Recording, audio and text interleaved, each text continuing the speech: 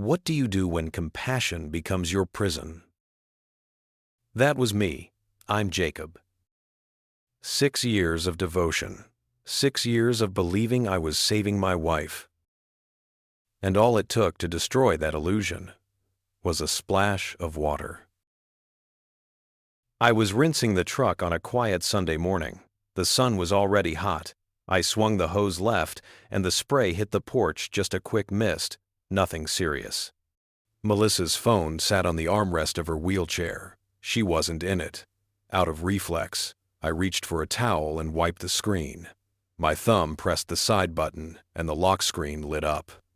Then a voicemail started playing, uninvited. Hey baby, sorry I missed last night. You know how he is. Text me when he's asleep. I didn't move, couldn't. Water ran from my elbow to the concrete. That voice easy, relaxed, too familiar. It didn't belong in my house. When it ended, I just stood there. The only sound left was the hiss of the hose. Inside, Melissa sat by the window, blanket over her legs, pretending to be tired. I watched her hands rest limp on her lap, the perfect image of frailty.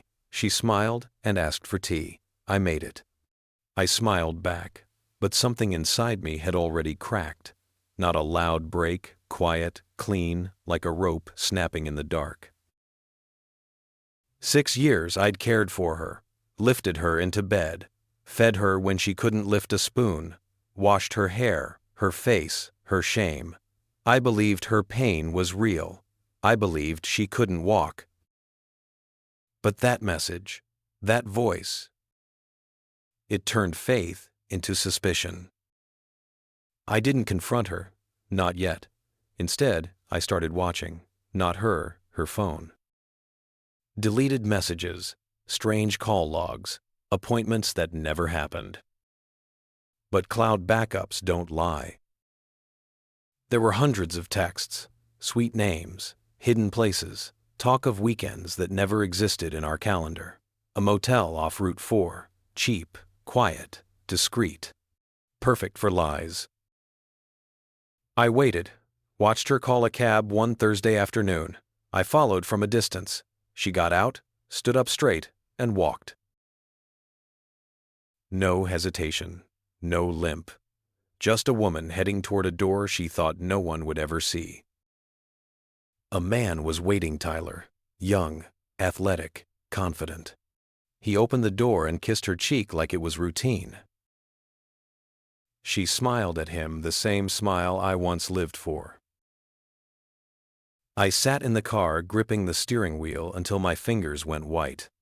Then I started documenting everything. Photos, timestamps, receipts. I printed every message, every lie she'd wrapped in sickness. The next morning, I made her breakfast, like always. She looked pale, maybe nervous. I sat beside her, set a plain folder on her lap. "Open it," I said. She did. One page, then another, and another. The shaking in her hands wasn't from pain anymore. It was fear. When she finally spoke, her voice was small. "It wasn't supposed to be like this." I looked straight at her. "You could walk," I said. She looked away, and that silence was enough. I stood up, left the room, and never looked back. Then came the paperwork, divorce, fraud, insurance investigation. I sent her family copies of the reports, the videos, the motel receipts, proof of who she really was. Told them they could take care of her now. I canceled her caregiver benefits, reported the false claims, closed every account in my name. Then I called Tyler once. Said nothing. Let the silence choke him. 3 days later, Melissa came back, on foot. She screamed, pounded the door, begged me to let her in. I stood at the upstairs window holding a mug of tea, watched her fall apart where she used to sit. 6 years I'd given her. 6 years of my life traded for a lie. She thought betrayal would break me. But betrayal doesn't shatter you. It corrodes. Slow, patient, invisible, until one day you realize you've already died inside the relationship.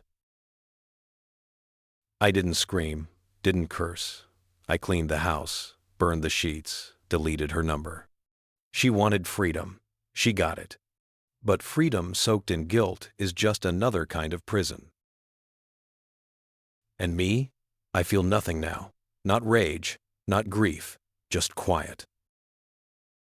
And that's how I know I've won. Because the cruelest betrayal isn't the act, it's the years they let you love them while they lied to your face. The real revenge isn't rage, it's truth. Cold, final, unavoidable.